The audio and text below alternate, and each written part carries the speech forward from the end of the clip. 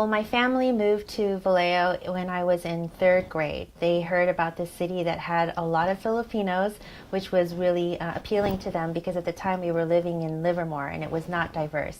So they heard about this place called Vallejo, this magical place where there were a lot of Filipinos. There were Asian markets where they can find the ingredients for the food that they cooked, and that's what really drew us here. So since elementary school, I have lived in Vallejo, from Cave Elementary to Springstown to Hogan High School. And I left only briefly to go to college at UC Davis, and I came right back. My very first job was for the Vallejo Times-Herald as a copy editor. And so I've seen Vallejo during its heyday in Mare Island and when it faced challenges, when it closed.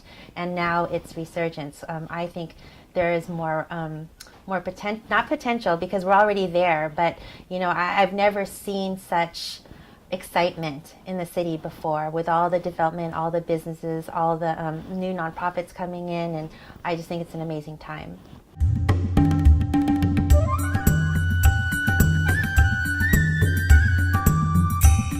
Well, I have an unusual childhood in that my parents brought both sets of my grandparents to America to take care of my brother and I.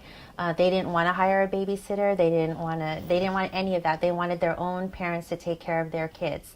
So for my whole upbringing, all four of my grandparents lived with us, and my two grandmothers were my biggest role models. Though at the time I didn't appreciate them, I resented them because they were tough on me. My maternal grandmother told me I had to learn how to clean, cook, just be able to be independent so I wouldn't ever have to depend on anyone. She was rough.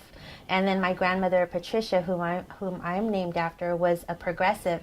It was unheard of in her day. She was passing out condoms in the provinces of the Philippines in a very Catholic country, and that's how progressive she was. And so I think I got a lot from both of them. One, I got discipline, I got independence, and the other, I got the gumption to speak my own mind regardless of whether it was for or against common opinion.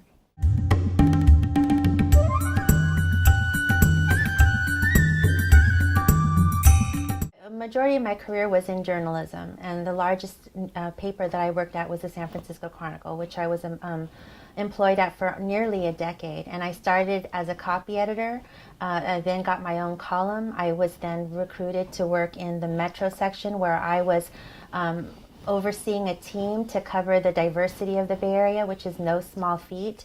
And then from there, I was recruited back to the editorial board. So I was taking new issues every single day, from politics to cultural issues, and forming an expert opinion within that day, and then writing within 300 to 500 words why everyone should care.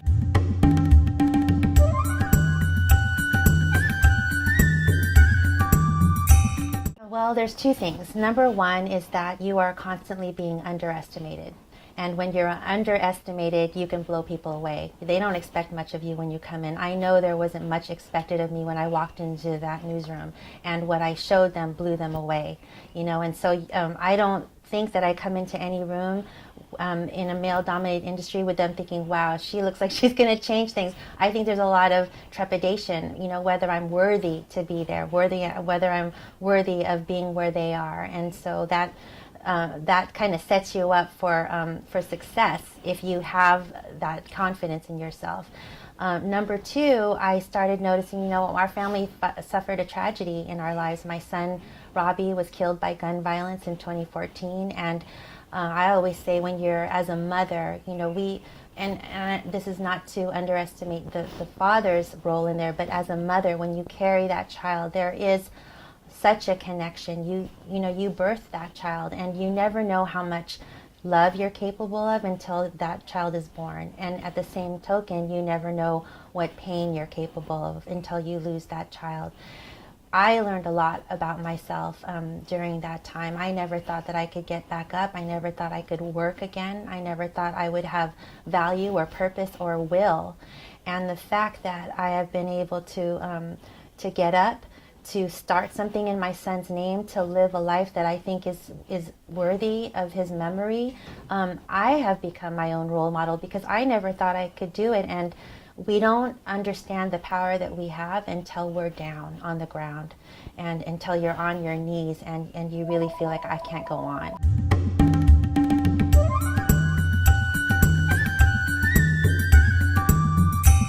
There's been a lot said following the most recent election about this huge wave of freshman women in Congress, and it's been amazing to watch. I've never seen that in my lifetime, and to see them in such solidarity, you know, coming to the State of the Union, all wearing white suits, having them support one another, that's really where we are as women today, not just in politics, but in the business sense, in all sectors. We should be supporting each other, and I don't look at just them. I think we need to look at the larger ecosystem, and this is what young girls should understand too. It's not just the women that we see in Congress or in Senate. It's the women behind the women who got them there, and we all play a role in ensuring that each one of us has a seat at the table.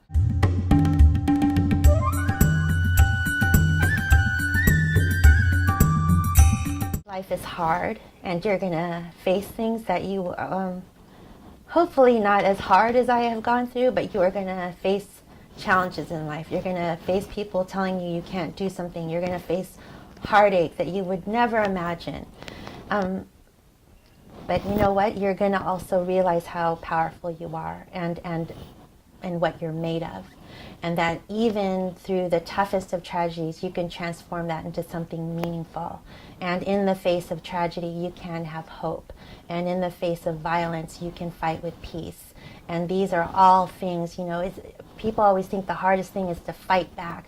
No, the hardest thing is really to seek peace and to find empathy and forgiveness and find a way to take something horrible and turn it into something meaningful so that you can improve the lives of others and really break that pattern of suffering.